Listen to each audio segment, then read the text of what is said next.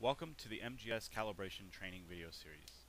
In this video, we are going to cover the procedure and components involved in isolating the pressure manifold for a pressure transmitter in order to perform a pressure calibration.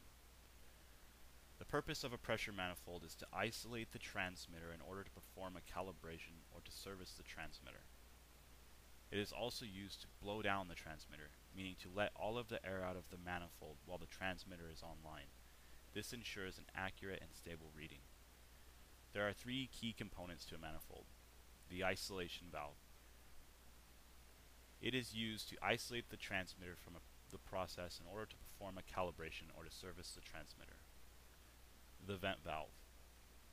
The vent valve is used to vent the remaining product in the manifold if the isolation valve is closed, or to let the air out if the transmitter needs to be blown down.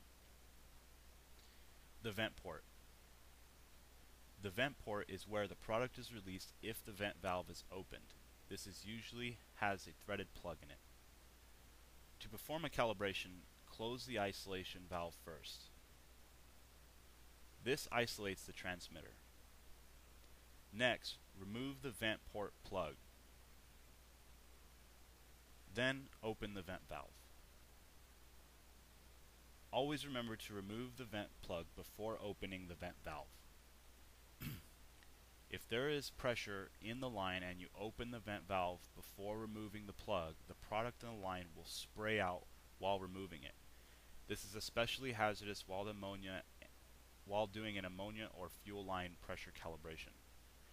After the product has vented or drained out, connect your tubing for your pressure calibration.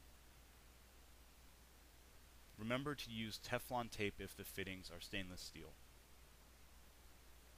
The connections on the manifold are 1/4 inch NPT female connections.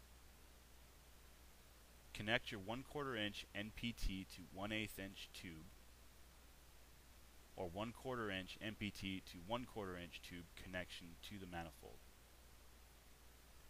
Make sure you have both ferrules in place and that they are facing the right direction.